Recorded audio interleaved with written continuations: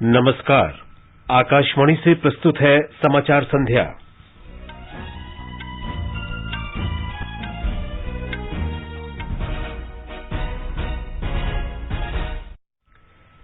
विधि मंत्री किरेन रिजिजू ने लोकसभा में बताया, सरकार उचित और सम्यक प्रक्रिया के माध्यम से उच्च न्यायपालिका के खाली पदों को भरने के लिए प्रतिबद्ध।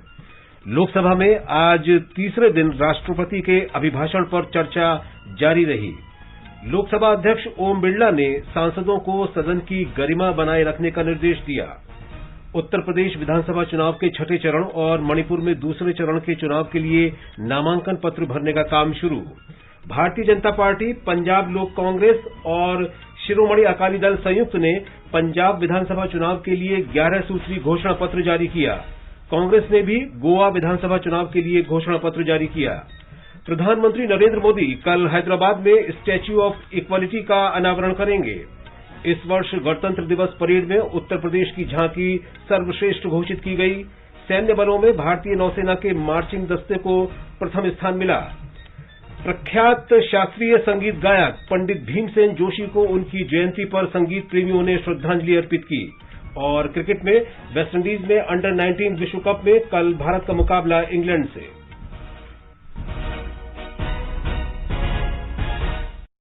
समाचार संध्या में देवेंद्र त्रिपाठी के साथ मैं विशाल शर्मा। देश के कई हिस्सों में कोरोना संक्रमण तेजी से फैल रहा है। हमारी अपील है कि आप सतर्क रहें और 15 से 18 वर्ष के किशोरों सहित अन्य लोगों के टीकाकरण में मदद करें। कोरोना वायरस के नए स्वरूप ओमिक्रॉन से चिंताएं बढ़ी हैं। सुरक्षित रहने के लिए कृपया 3 सरल उपायों का पालन अवश्य करें। मास्क पहनें, 2 गज की सुरक्षित दूरी बनाए रखें, हाथ और चेहरा साफ रखें। कोविड से संबंधित किसी भी जानकारी और मार्गदर्शन के लिए राष्ट्रीय हेल्पलाइन नंबर 011-2397-8046 और 1075 पर संपर्क करें। अब समाचार विस्तार से। विधि और न्याय मंत्री किरेन रिजिजू ने कहा है कि सरकार उचित और सुव्यवस्थित प्रक्रिया के माध्यम से उच्च न्यायपालिका में खाली पड़े पद भरने के लिए प्रतिबद्ध है। उन्होंने लोकसभा में कहा कि इस प्रक्रिया में कॉलेजियम के निर्णयों सहित कई मुद्दे शामिल हैं। श्री रिजिजू ने कहा कि पिछले कई दशकों की तुलना में उच्चतम न्यायालय और उच्च न्यायालयों में रिक्त पदों को भरने की गति अब तक की सबसे तेज है। विधि मंत्री ने नए वकीलों से मुफ्त कानूनी सहायता की भावना पैदा करने की अपील की, जिससे गरीबों को आसानी से न्याय मिल सके। उन्होंने कहा कि सरकार प्रख्यात अधिवक्ताओं की फीस को नियंत्रित नहीं कर सकती। उन्होंने कहा कि सरकार ने पूरे देश में मुफ्त कानूनी सहायता कार्यक्रम चलाए हैं। लोकसभा में आज तीसरे दिन राष्ट्रपति के अभिभाषण के धन्यवाद प्रस्ताव पर चर्चा हुई। लोकसभा अध्यक्ष ओम बिरला ने आज सदन में सदस्यों से मर्यादा बनाए रखने और अध्यक्ष के खिलाफ टिप्पणी करने से बचने का निर्देश दिया। श्री बिरला ने कल कुछ सदस्यों के अनुचित व्यवहार पर नाराजगी जताई। उन्होंने कहा कि मतभेद होने पर सदस्य अपनी शिकायतों के लिए अध्यक्ष के कक्ष में जा सकते हैं। उन्होंने कहा कि सदस्यों को संसद के बाहर भी उचित आचरण करना चाहिए। उन्होंने कहा कि सांसदों को सोशल मीडिया पर आपत्तिजनक पोस्ट करने से भी बचना चाहिए। विदेश मंत्री डॉक्टर सुब्रमण्यम जयशंकर ने कहा है कि अगले 6 महीने में देश में ई पासपोर्ट सेवा शुरू हो जाएगी। उन्होंने लोकसभा में बताया कि ई पासपोर्ट बनाने की प्रक्रिया शुरू की जा रही है। श्री जयशंकर ने कहा कि चिप आधारित पासपोर्ट से देश के नागरिकों की अंतर्राष्ट्रीय यात्रा आसान हो जाएगी। उन्होंने बताया कि ई पासपोर्ट जारी करने के पहले चरण में 4.5 करोड़ चिप और एंटेना की आपूर्ति के लिए आशय पत्र दिया गया है। डॉक्टर सुब्रमण्यम ने कहा कि पूरी दुनिया में ई पासपोर्ट जारी किए जा रहे हैं। राष्ट्रीय सूचना विज्ञान केंद्र एनआईसी को इसकी तकनीकी जिम्मेदारी सौंपी गई है। नासिक के इंडिया सिक्योरिटी प्रेस में ई पासपोर्ट बनाए जाएंगे। So the entire world is moving now to chip-based passport. We have already started the process. We have issued letters of intent to get 4.5 crore of chips and antenna to be procured. We expect once we award the contract, within 6 months we will be in the process of issuing the passport. We will do it in this financial year. कृषि और किसान कल्याण मंत्री नरेंद्र सिंह तोमर ने कहा है कि 11 करोड़ 70 लाख से अधिक किसानों ने प्रधानमंत्री किसान सम्मान निधि का लाभ उठाया है। राज्यसभा में लिखित उत्तर में श्री तोमर ने कहा कि किसानों को किस्तों में 1,82,000 करोड़ रुपए जारी किए गए हैं। उन्होंने कहा कि ये योजना देश के सभी भूस्वामी किसानों को आय सहायता उपलब्ध कराने के लिए शुरू की गई है। सरकार ने किसानों के लिए न्यूनतम समर्थन मूल्य उपलब्ध कराने की प्रतिबद्धता दोहराई है। सरकार ने कहा कि न्यूनतम समर्थन मूल्य को अधिक प्रभावी बनाने के लिए विधानसभा चुनाव संपन्न होने के बाद समिति गठित की जाएगी। राज्यसभा में पूरक प्रश्नों के उत्तर में कृषि और किसान कल्याण मंत्री नरेंद्र सिंह तोमर ने कहा कि सरकार ने न्यूनतम समर्थन मूल्य पर समिति बनाने का मुद्दा निर्वाचन आयोग को भेजा है। आयोग ने कहा कि समिति का गठन चुनाव के बाद किया जाए। श्री तोमर ने कहा कि पिछले 7 वर्षों में एमएसपी पर जिंसों की खरीद बढ़ाई गई है। एमएसपी को पहले से दोगुने दाम दिए गए हैं और अभी जो बजट प्रस्तुत हुआ उसमें भी 2,37,000 करोड़ रुपया किसानों को लाभकारी मूल्य के लिए दिया जाए। जहां तक गारंटी कानून का सवाल है, प्रधानमंत्री जी ने इन सब विषयों पर विचार करने के लिए इस पर एक समिति बनाने की घोषणा की है, जिसमें किसान भी होंगे, अर्थशास्त्री भी होंगे, वैज्ञानिक भी होंगे, सरकार के प्रतिनिधि भी होंगे, राज्य सरकार के प्रतिनिधि भी होंगे। ये कमेटी जैसे ही विधानसभाओं के चुनाव बढ़ जाएंगे, कमेटी के बनाने का मार्ग प्रशस्त होगा और वो कमेटी जो रिकमेंडेशन करेगी उस पर सरकार विचार करेगी। उत्तर प्रदेश विधानसभा चुनाव के लिए प्रचार अभियान तेज हो गया है। छठे चरण के मतदान के लिए आज से नामांकन प्रक्रिया शुरू हो गई है। हमारे संवाददाता ने बताया है कि सभी प्रमुख दलों के बड़े नेताओं ने आज राज्य में चुनावी रैलियां की और घर घर जाकर प्रचार किया। वरिष्ठ भाजपा नेता और प्रधानमंत्री नरेंद्र मोदी ने आज जन चौपाल कार्यक्रम के तहत मेरठ, गाजियाबाद, अलीगढ़, हापुड़ और गौतम बुद्ध नगर जिले के मतदाताओं और भाजपा कार्यकर्ताओं को संबोधित किया। प्रधानमंत्री ने कहा कि पिछले 5 वर्षों में योगी सरकार ने कानून व्यवस्था के मोर्चे पर जबरदस्त सुधार किया है। केंद्रीय गृह मंत्री अमित शाह ने आज गोरखपुर के महाराणा प्रताप इंटर कॉलेज में जनसभा को संबोधित किया। भाजपा के राष्ट्रीय अध्यक्ष जगत प्रकाश नड्डा ने जालौन में पार्टी के पक्ष में प्रचार किया। कांग्रेस महासचिव प्रियंका गांधी ने गाजियाबाद में घर घर कार्यक्रम में हिस्सा लिया। बहुजन समाज पार्टी की अध्यक्ष मायावती ने अमरोहा में रैली की। वहीं समाजवादी पार्टी प्रमुख अखिलेश यादव और राष्ट्रीय लोकदल के अध्यक्ष जयंत चौधरी ने आगरा में चुनाव प्रचार किया। राज्य के मुख्यमंत्री योगी आदित्यनाथ ने आज अपना नामांकन दाखिल किया। योगी आदित्यनाथ गोरखपुर शहर सीट से प्रत्याशी हैं। सुशील चंद्र तिवारी, आकाशवाणी समाचार, लखनऊ। उत्तर प्रदेश में विधानसभा चुनाव के छठे चरण के साथ साथ मणिपुर में दूसरे और अंतिम चरण के मतदान के लिए आज अधिसूचना जारी होने के साथ ही नामांकन दाखिल करने की प्रक्रिया शुरू हो गई। उत्तर प्रदेश में चौथे चरण के नामांकन पत्रों की आज जांच की जा रही है। मणिपुर में पहले चरण और उत्तर प्रदेश के 5वें चरण के लिए नामांकन भरे जा रहे हैं। उत्तर प्रदेश के तीसरे चरण और पंजाब में एक ही चरण के चुनाव के लिए आज तक नाम वापस लेने के बाद चुनावी परिदृश्य स्पष्ट हो पाएगा। भारतीय जनता पार्टी, पंजाब लोक कांग्रेस और शिरोमणि अकाली दल संयुक्त गठबंधन ने आज अपना 11 सूत्री चुनाव घोषणा पत्र जारी किया। आज चंडीगढ़ में भाजपा के प्रदेश अध्यक्ष अश्विनी शर्मा तथा पंजाब लोक कांग्रेस अध्यक्ष कैप्टन अमरिंदर सिंह और शिरोमणि अकाली दल संयुक्त अध्यक्ष सुखदेव सिंह ढींढसा तथा हरदीप सिंह पुरी ने संयुक्त रूप से गठबंधन का चुनावी घोषणा पत्र जारी किया। इस अवसर पर श्री पुरी ने कहा कि पंजाब माफियाओं, भ्रष्टाचार, नशीले पदार्थ और कुशासन से त्रस्त है और इस घोषणा पत्र का उद्देश्य राज्य में कुव्यवस्था को खत्म करना है। घोषणा पत्र में दिए गए 11 बिंदुओं में मुख्य रूप से राज्य में शांति और भाईचारा कायम करना शामिल है। भाजपा और उसके सहयोगी दलों ने माफिया राज को खत्म करने के केंद्रीय सुरक्षा एजेंसियों की तर्ज पर आधुनिक तकनीक का इस्तेमाल करने और अवैध खनन को खत्म करने के लिए खनन प्राधिकरण के गठन का वादा किया है। कांग्रेस ने गोवा विधानसभा चुनावों के लिए आज अपना घोषणा पत्र जारी किया। पार्टी का घोषणा पत्र जारी करते हुए कांग्रेस के वरिष्ठ नेता राहुल गांधी ने आश्वासन दिया कि अगर कांग्रेस की सरकार बनी तो प्रदेश को कोल हब नहीं बनने दिया जाएगा। श्री गांधी ने कहा कि सभी को विश्वास में लेने के बाद ही विकास कार्य किए जाएंगे। श्री गांधी ने यह भी कहा कि एक योजना शुरू की जाएगी जिसके अंतर्गत सबसे गरीब परिवारों में से प्रत्येक परिवार को हर वर्ष 72,000 रुपए की राशि दी जाएगी। पार्टी ने अपने घोषणा पत्र में सरकारी नौकरी में महिलाओं के लिए 30% आरक्षण का आश्वासन दिया है। ये समाचार हमारी वेबसाइट newsonair.com/hindi और हमारे mobile app news on AIR पर भी उपलब्ध हैं। बेटी बचाओ, बेटी पढ़ाओ, इसको निरंतर बल देना है और इसलिए उसके लिए एक सामाजिक सुरक्षा भी चाहिए। प्रधानमंत्री नरेंद्र मोदी के इसी विजन से मुमकिन हुई हमारी बेटियों के लिए सुकन्या समृद्धि योजना। आज ही डाकघर या बैंक जाकर सुकन्या समृद्धि खाता खोले और बिटिया के नाम 250 रुपए से लेकर 1.5 लाख रुपए तक सालाना जमा करते रही। इस पर सरकार आयकर छूट के साथ ज्यादा ब्याज भी देती है। समय आने पर कुछ पैसा उच्च शिक्षा के लिए और बाकी शादी के समय निकाल सकते हैं। सुकन्या समृद्धि खाता, बेटियों के सर्वांगीण विकास का संकल्प। अधिक जानकारी के लिए राष्ट्रीय बचत संस्थान की वेबसाइट nsiindia.gov.in पर जाएं। बीड़ी सिगरेट का हर कश आपको नुकसान पहुंचाता है। धूम्रपान की वजह से आपके दिल तक खून ले जाने वाली मुख्य नसों में जहरीले पदार्थ भर जाते हैं, जिससे दिल का दौरा पड़ सकता है। धूम्रपान करने वालों के दिल में इस जहरीले पदार्थ की लगभग 1 चम्मच तक की मात्रा पाई गई है, वो भी सिर्फ 32 वर्ष की उम्र में। धूम्रपान जानलेवा है, इसे आज ही छोड़ें। भारत सरकार के स्वास्थ्य परिवार कल्याण मंत्रालय द्वारा जनहित में जारी। समाचार संध्या में आपका फिर स्वागत है। प्रधानमंत्री नरेंद्र मोदी कल हैदराबाद जाएंगे।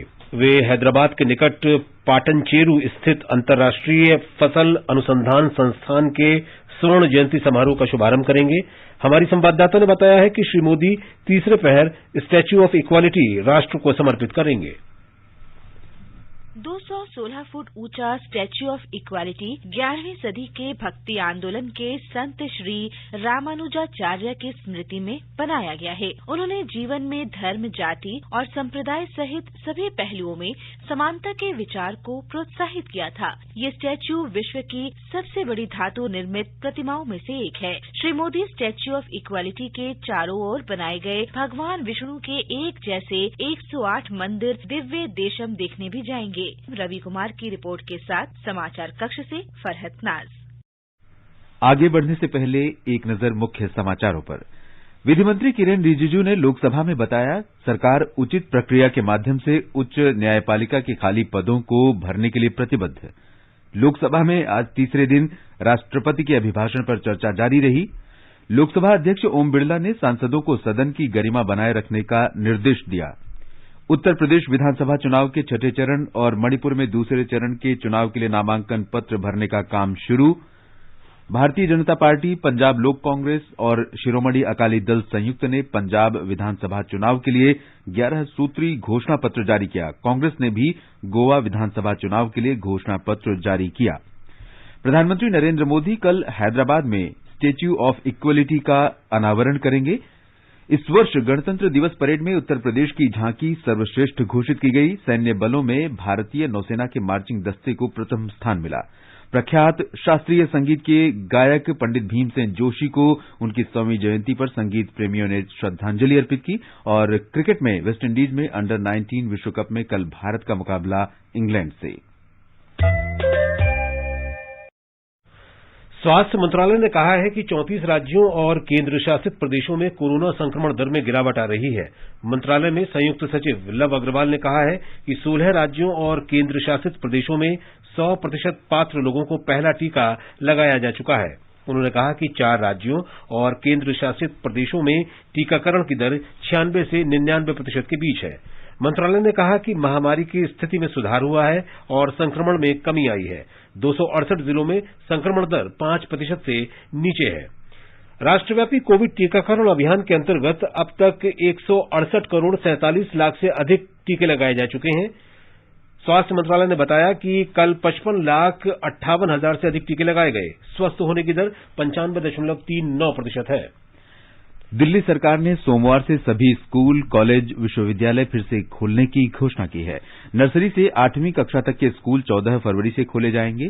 उप मुख्यमंत्री मनीष सिसोदिया ने बताया कि राष्ट्रीय राजधानी में कोविड मरीजों की संख्या में कमी को देखते हुए ये फैसला किया गया है। दिल्ली में सभी सरकारी और निजी कार्यालयों को 100% क्षमता के साथ कार्य करने की अनुमति दे दी गई है। श्री सिसोदिया ने कहा कि अब रात का कर्फ्यू 10 के बजाय 11 बजे शुरू होगा। सभी रेस्तरां रात 11 बजे तक खुले रहेंगे। राजस्थान सरकार ने पूरे राज्य में रात का कर्फ्यू समाप्त कर दिया है। नए दिशा निर्देशों के अनुसार सभी धार्मिक स्थलों को श्रद्धालुओं के लिए खोले जाने की अनुमति दे दी गई है। इस वर्ष के गणतंत्र दिवस समारोह की परेड में उत्तर प्रदेश को सर्वश्रेष्ठ राज्य की झांकी प्रस्तुत करने के लिए पहला स्थान मिला है।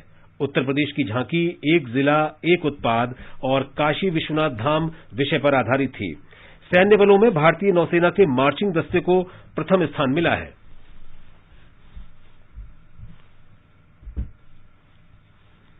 शास्त्रीय संगीत प्रेमियों ने आज महान गायक पंडित भीमसेन जोशी की जयंती पर श्रद्धांजलि अर्पित की।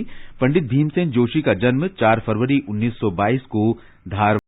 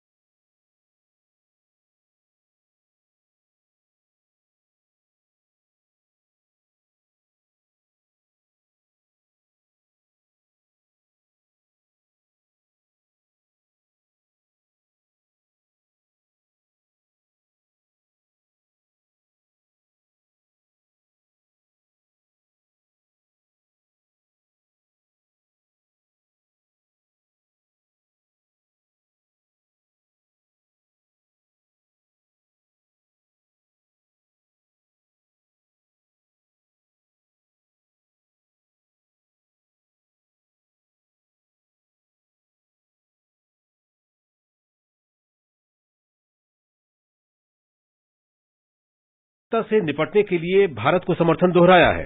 कई सीनेटरों ने पीएलए के सैनिक को पेइचिंग शीतकालीन ओलंपिक खेलों के लिए मशाल वाहक बनाने के चीन के फैसले की निंदा की है। ये सैनिक 2020 में गलवान घाटी में भारतीय सैनिकों पर हमले में शामिल था। 2 प्रमुख सीनेटरों ने इस फैसले के लिए चीन की आलोचना भी की है। डीडी स्पोर्ट्स चैनल पेइचिंग शीतकालीन ओलंपिक खेलों के उद्घाटन और समापन समारोह का सीधा प्रसारण नहीं करेगा। विदेश मंत्रालय के प्रवक्ता अरिंदम बागची ने कल इन खेलों के राजनीतिकरण के चीन के प्रयास पर चिंता प्रकट की थी। उन्होंने कहा था कि पेइचिंग में भारतीय दूतावास के प्रभारी अधिकारी इन खेलों के उद्घाटन और समापन समारोह में शामिल नहीं होंगे। प्रसार भारती के मुख्य कार्यकारी अधिकारी शशि शेखर वेम्पटी ने ट्विटर पर कहा कि विदेश मंत्रालय की घोषणा के अनुरूप डीडी स्पोर्ट्स चैनल इन खेलों के उद्घाटन और समापन समारोह का सीधा प्रसारण नहीं करेगा। एंटीगुआ में अंडर 19 क्रिकेट विश्व कप के फाइनल में कल भारत का मुकाबला इंग्लैंड से होगा। भारतीय समयानुसार मैच शाम 6:30 बजे से खेला जाएगा। 4 बार के चैंपियन भारत ने सेमीफाइनल में ऑस्ट्रेलिया पर शानदार जीत दर्ज की। सेमीफाइनल में कप्तान यश ढुल ने 110 रन की पारी खेली और वो विराट कोहली और उन्मुक्त चंद के बाद अंडर 19 विश्व कप में शतक लगाने वाले तीसरे भारतीय कप्तान बने। और अब आर्थिक जगत की खबरों के साथ हैं मनोज पाठक। बॉम्बे स्टॉक एक्सचेंज का सेंसेक्स आज 143 अंक घटकर 58,645 पर बंद हुआ। नेशनल स्टॉक एक्सचेंज का निफ्टी 44 अंक कम होकर 17,516 दर्ज हुआ। अंतर बैंकिंग विदेशी मुद्रा बाजार में $1 की तुलना में रुपया 16 पैसे मजबूत होकर 74 रुपए 70 पैसे पर पहुंच गया। मल्टी कमोडिटी एक्सचेंज में अप्रैल में आपूर्ति वाले सोने का मूल्य अंतर दिवसीय कारोबार में 130 रुपए बढ़कर 48,050 रुपए प्रति 10 ग्राम पर पहुंच गया। मार्च में आपूर्ति वाली चांदी 180 रुपए उछलकर 60,910 रुपए प्रति किलो पर पहुंच गई और अंतर्राष्ट्रीय बाजारों में ब्रेंट कच्चे तेल की कीमत $92 प्रति बैरल से ऊपर पहुंच गई। आजादी का अमृत महोत्सव के लिए सभी उपभोक्ताओं को शुभकामनाएं। हॉलमार्क सोने की शुद्धता सुनिश्चित करता है। हमेशा हॉलमार्क वाले सोने के आभूषण खरीदें। उपभोक्ता संबंधित किसी भी शिकायत के लिए कृपया राष्ट्रीय उपभोक्ता हेल्पलाइन के टोल फ्री नंबर 14404 पर संपर्क करें। उपभोक्ता मामले विभाग, भारत सरकार द्वारा जनहित में जारी। जागो ग्राहक जागो। अब प्रस्तुत है संसद में आज हुई कार्यवाही की समीक्षा। पहले लोकसभा। लेखक हैं पीटीआई भाषा के अनवारुल हक। राष्ट्रपति के अभिभाषण के धन्यवाद प्रस्ताव पर आज भी संसद के दोनों सदनों में चर्चा हुई। लोकसभा में धन्यवाद प्रस्ताव पर बुधवार को आरंभ हुई चर्चा आज भी जारी रही। चर्चा में भाग लेते हुए कांग्रेस के नेता अधीर रंजन चौधरी ने बेरोजगारी और महंगाई के मुद्दे को लेकर सरकार पर निशाना साधा। उन्होंने ये भी कहा कि प्रधानमंत्री को चीन के मामले पर सदन में जवाब देना चाहिए क्योंकि पूरा विपक्ष स्थिति से अवगत होना चाहता है। भाजपा सांसद किरीट सोलंकी ने कहा कि प्रधानमंत्री नरेंद्र मोदी की अगुवाई में 7 वर्षों में जो काम हुए हैं वो कई दशकों में नहीं हुए थे। उन्होंने कोरोना जैसी महामारी के समय देश जिस तरह खड़ा रहा उसकी पूरी दुनिया में तारीफ हो रही है, लेकिन विपक्ष इस पर बात नहीं करना चाहता। इससे पहले अध्यक्षीय आसन को लेकर की गई कुछ टिप्पणियों पर अप्रसन्नता व्यक्त करते हुए लोकसभा अध्यक्ष ओम बिड़ला ने शुक्रवार को कहा कि किसी सदस्य या व्यक्ति को आसन के बारे में ऐसी टिप्पणी नहीं करनी चाहिए जो हमारे संसदीय लोकतंत्र पर आघात पहुंचाने वाली हो। उन्होंने कहा कि सदन के अंदर व बाहर की जाने वाली ऐसी टिप्पणियों को गंभीरता से लिया गया है। लोकसभा अध्यक्ष ने किसी सदस्य का नाम लिए बिना कहा कि हमारा व्यवहार, आचरण सदन की मर्यादा के अनुकूल हो तथा यही उचित होगा कि सदस्य आसन को लेकर सदन में, सदन के बाहर और सोशल मीडिया पर टिप्पणी नहीं करें। श्री बिड़ला ने कहा कि सदन के अंदर और बाहर अध्यक्ष पीठ पर टिप्पणी करना सदन की गरिमा और मर्यादा का उल्लंघन है। सदन की एक उच्च कोटि की मर्यादा है जिसका सम्मान सभी माननीय सदस्य करते हैं। उन्होंने कहा कि आसन का प्रयास होता है कि सदन निष्पक्ष रूप से नियम और प्रक्रियाओं से संचालित हो। उन्होंने कहा कि हमारा व्यवहार और आचरण सदन की मर्यादा के अनुकूल हो। मेरी अपेक्षा है कि सदस्य सदन और आसन की गरिमा बढ़ाने में सहयोग करेंगे। लोकसभा सदस्य और एमआईएम के नेता असदुद्दीन ओवैसी की कार पर उत्तर प्रदेश के हापुड़ में हुई कथित गोलीबारी का विषय उठा। केंद्रीय वाणिज्य और उद्योग मंत्री पीयूष गोयल ने कहा कि गृह मंत्री अमित शाह इस मामले पर सोमवार को सदन में वक्तव्य देंगे। असदुद्दीन ओवैसी ने बृहस्पतिवार को पश्चिमी उत्तर प्रदेश में अपनी गाड़ी पर गोलियां चलने की घटना के बाद जेड श्रेणी सुरक्षा देने की सरकार की पेशकश ठुकरा दी। हैदराबाद से सांसद ओवैसी ने लोकसभा में कहा कि मुझे जेड श्रेणी की सुरक्षा नहीं चाहिए। और अब सुनिए राज्यसभा में हुई कार्यवाही की समीक्षा। लेखक हैं पीटीआई भाषा की मनीषा श्रीवास्तव। राज्यसभा में आज तमिलनाडु में चिकित्सा पाठ्यक्रम में दाखिले के लिए आयोजित होने वाली राष्ट्रीय पात्रता सह प्रवेश परीक्षा नीट के खिलाफ राज्य विधानसभा में पारित विधेयक को राज्यपाल द्वारा लौटाए जाने के मुद्दे पर विपक्षी दलों ने नारेबाजी करने के बाद उच्च सदन से बहिर्गमन किया।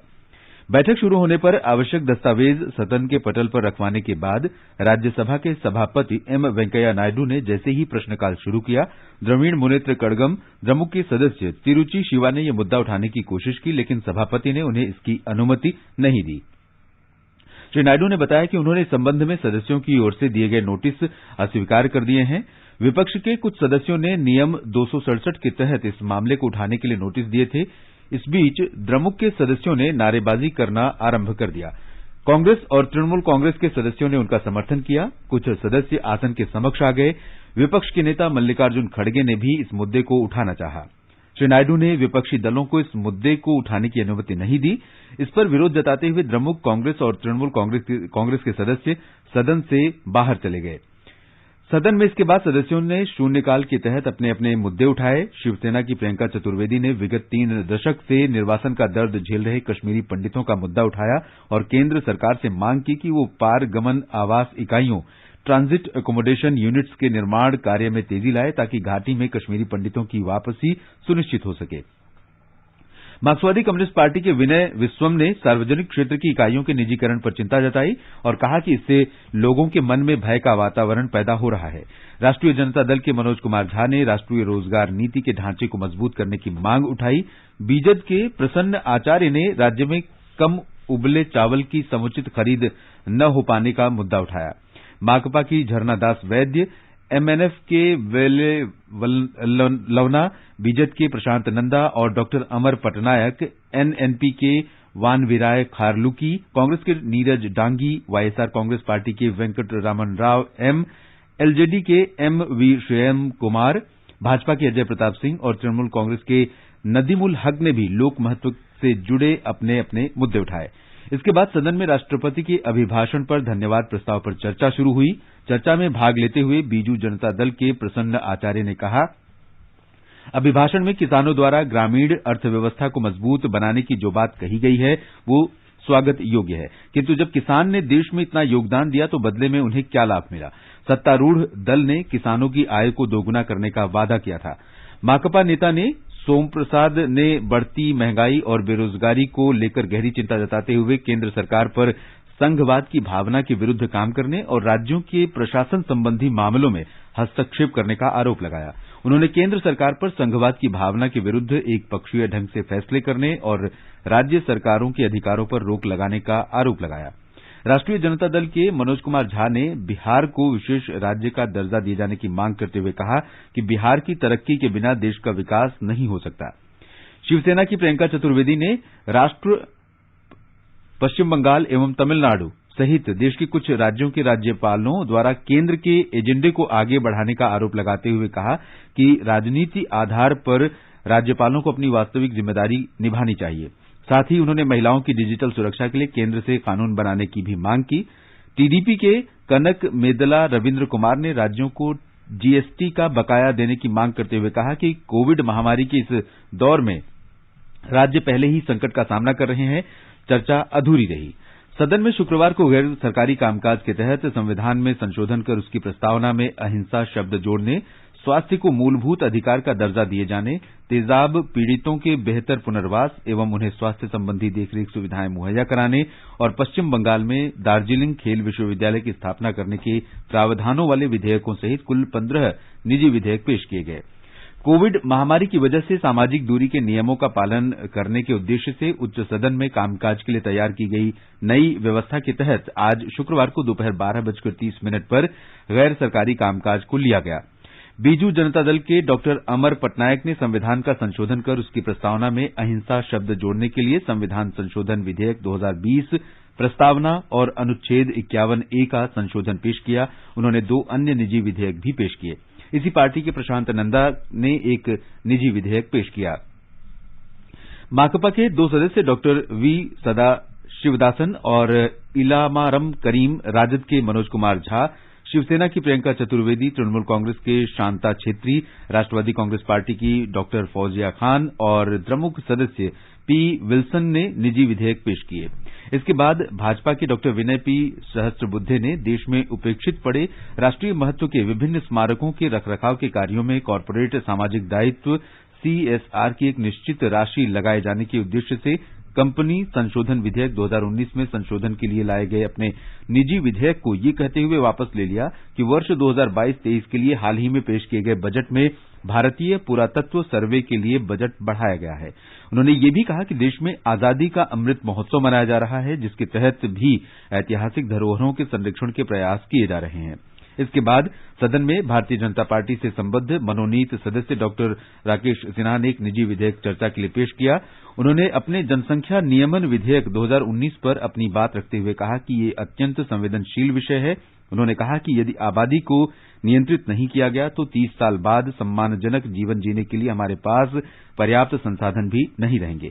चर्चा में कांग्रेस की डॉक्टर यमी याग्निक और डॉक्टर एल हनुमंतैया, IUML के अब्दुल वहाब, भाजपा के डॉक्टर विकास महात्मे, महेश कुमार पोद्दार, बीजेपी के डॉक्टर अमर पटनायक, माकपा के डॉक्टर वी शिवदासन, राजद के मनोज कुमार झा, राकापा की डॉक्टर फौजिया खान और भाकपा के विनय विश्वम ने भी हिस्सा लिया।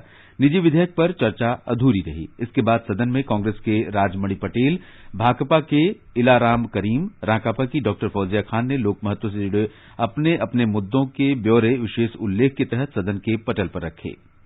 अभी आप संसद में हुई आज की कार्यवाही की समीक्षा सुन रहे थे। भारतीय अंतरिक्ष अनुसंधान संगठन इसरो इस साल अगस्त में चंद्रमा पर अपना तीसरा मिशन चंद्रयान-3 भेजेगा।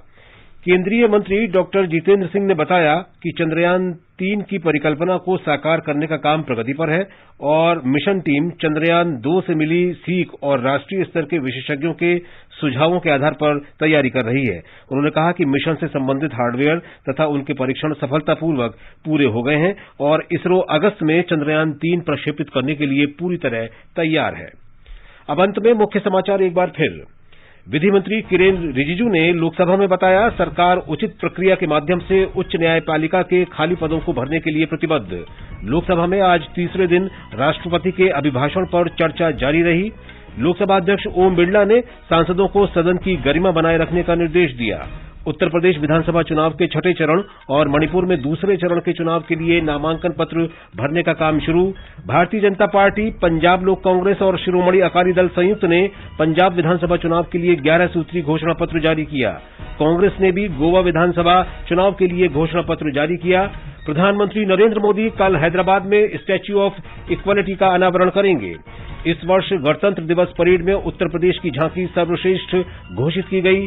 सैन्य बलों में भारतीय नौसेना के मार्चिंग दस्ते को प्रथम स्थान मिला। इसके साथ ही समाचार संध्या का ये अंक समाप्त हुआ। नमस्कार।